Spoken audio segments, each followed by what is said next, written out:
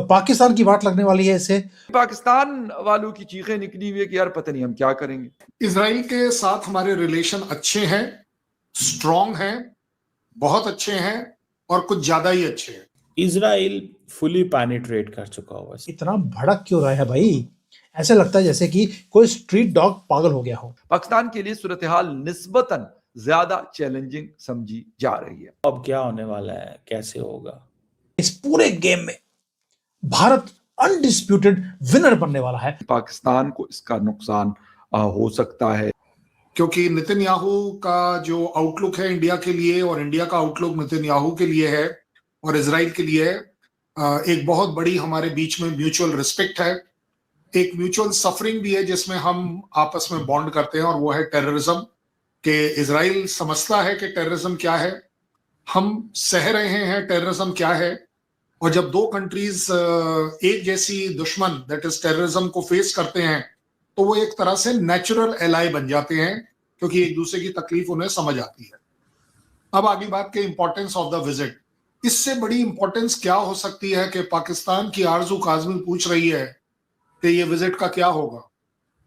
भाई देखिए, पाकिस्तान का कोई भी बाशिंदा अगर इस तरह की बात पूछ रहा है दैट मीन्स इंपॉर्टेंस तो है, और कुछ ज्यादा ही इंपॉर्टेंस है, मैं ये मान लूंगा इसकी बात।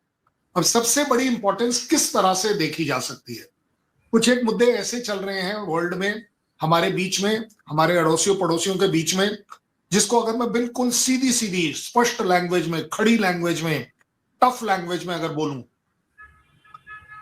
काउंटर टेररिज्म हमारे बीच में कॉमन एजेंडा है जिसके ऊपर हम एग्री करते हैं कि नहीं होना चाहिए, और जहां पर भी है वो टेररिज्म, जहां से वो एमिनेट हो रहा है, उसके खिलाफ हमें एक्शन लेना चाहिए। एक गलत एग्जांपल दूंगा सो दैट जल्दी समझ आए।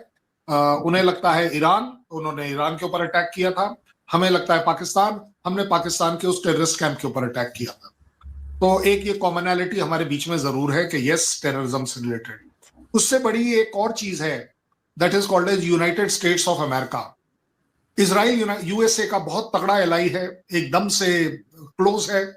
हमारे साथ यूएसए की काफी टफ सिचुएशंस हैं in spite of strategically close with US, क्योंकि स्ट्रेटेजिक रिलेशन या स्ट्रेटेजिक कॉपरेशन के एग्रीमेंट्स, क्वाड जैसे एग्रीमेंट्स होने के बावजूद हमारे और उनके बीच में एक बड़ी टफ सी सिचुएशन है रिलेटेड टू ट्रेड और may be dollar oblique rupees.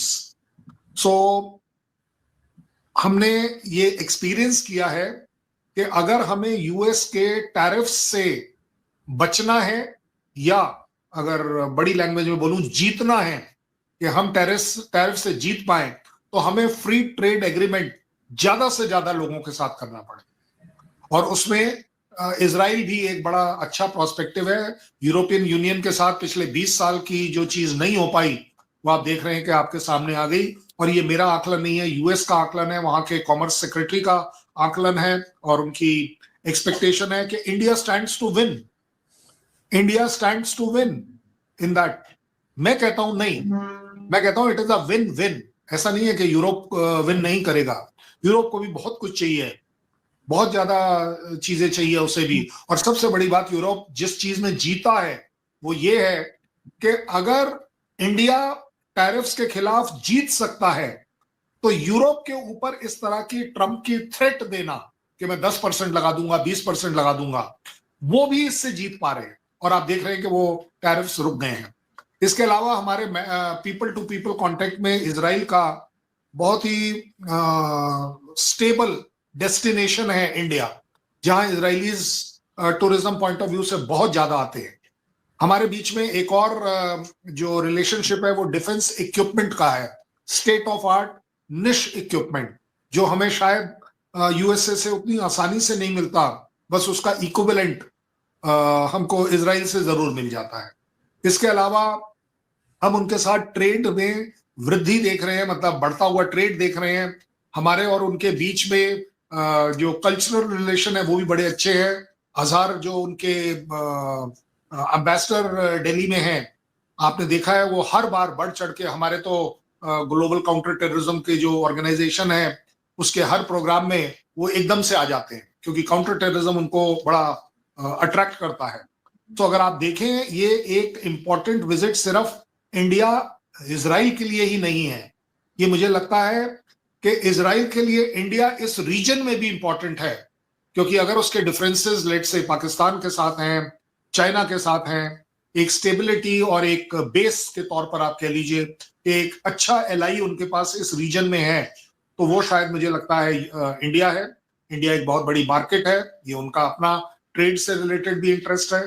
So overall दोनों कंट्रीज के लिए एक बहुत अच्छी विन विन सिचुएशन जरूर है कि अगर इस तरह की विजिट्स होती हैं। और ऐसा नहीं है कि हमारे जयशंकर साहब और कॉमर्स मिनिस्टर पीयूष गोयल साहब अभी थोड़े दिन पहले ही उनके वहां होकर आए हैं। प्राइम मिनिस्टर को गए हुए काफी टाइम हो गया है, बट अपने आप में एक विजिट और होना आई थिंक हमारे बीच में रिलेशंस को एक अच्छे स्विंग के तौर पर ऊपर ले जाएगी। बिल्कुल सर, ये तो खैर सभी बात कर रहे हैं कि दोनों के रिलेशंस और आगे जाते हुए दिखाई दे रहे हैं इजराइल और भारत के, लेकिन सर बीच में आ जाता है ईरान। ईरान के ऊपर जिस तरह से अमेरिका कह रहा है कि वो अटैक करेगा और वो अपने तौर पे वो रवाना भी हो चुके हैं वहां से, जो कहा जा रहा है इस सिचुएशन में हमेशा से भारत जो है वो ईरान के साथ भी रहा है, तो इजराइल जो है वो तो अमेरिका का साथ देगा और अमेरिका इजराइल की वजह से ही ये सब अटैक प्लान कर रहा है। तो आपको क्या लगता है कि इस वक्त फिर इंडियन गवर्नमेंट जो है वो किस तरह से मैनेज करेगी? आरजू जी, अगर आप इंटरनेशनल फोरम्स के अप्स एंड डाउन्स को पढ़ पाए तो आप ये जरूर पाएंगी कि इंडिया रशिया का फ्रेंड होते हुए भी यूक्रेन गया था। हमारे प्राइम मिनिस्टर यूक्रेन गए थे।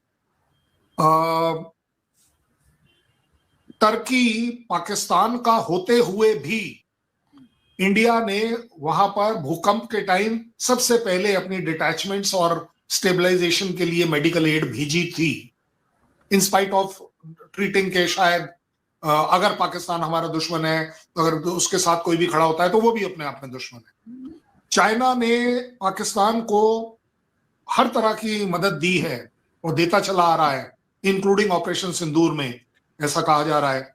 उसके बावजूद ट्रेड में मैं पाकिस्तान से चाइना के साथ ज्यादा एंगेज हूं, मेरे ख्याल 100 गुना ज्यादा एंगेज मेरी जो उसके साथ रिलेशंस है। भारत के prime minister Narendra Modi Israel के दौरे पर जा रहे हैं और ये दौरा उस वक्त है जब पूरी दुनिया में ये कयास लगाए जा रहे हैं कि अमेरिका और इजराइल मिलकर ईरान पर हमला करने वाले हैं।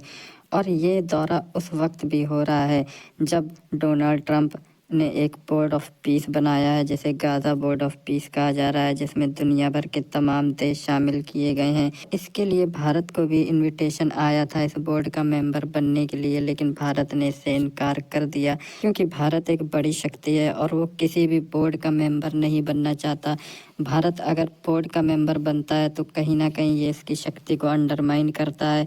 और भारत के रिलेशंस इजराइल के साथ काफ़ी अच्छे हैं, इसलिए गाजा से रिलेटेड कोई भी बात वो इजराइल से डायरेक्ट कर सकता है। इस दौरे पर दुनिया भर की नज़र रहेगी, खासकर पाकिस्तान की, क्योंकि पाकिस्तान भी एक मेंबर है इस बोर्ड का और पाकिस्तान इस समय चाटुकारिता करने में लगा हुआ है अमेरिकन प्रेसिडेंट डोनाल्ड ट्रंप की। हाल ही में क्योंकि इजराइल ने पाकिस्तानी फोर्सेस को लेने से मना भी कर दिया था कि वो गाजा पे नहीं आ सकते क्योंकि उन्हें पाकिस्तानियों पे विश्वास नहीं है। और ऐसे समय पे प्राइम मिनिस्टर मोदी का वहाँ जाना एक बहुत ही बड़ा जियोपॉलिटिकल स्टेप है जिस पर पूरी दुनिया की नज़र रहेगी और पाकिस्तान इस चीज़ को काफ़ी क्यूरियोसिटी से देख रहा है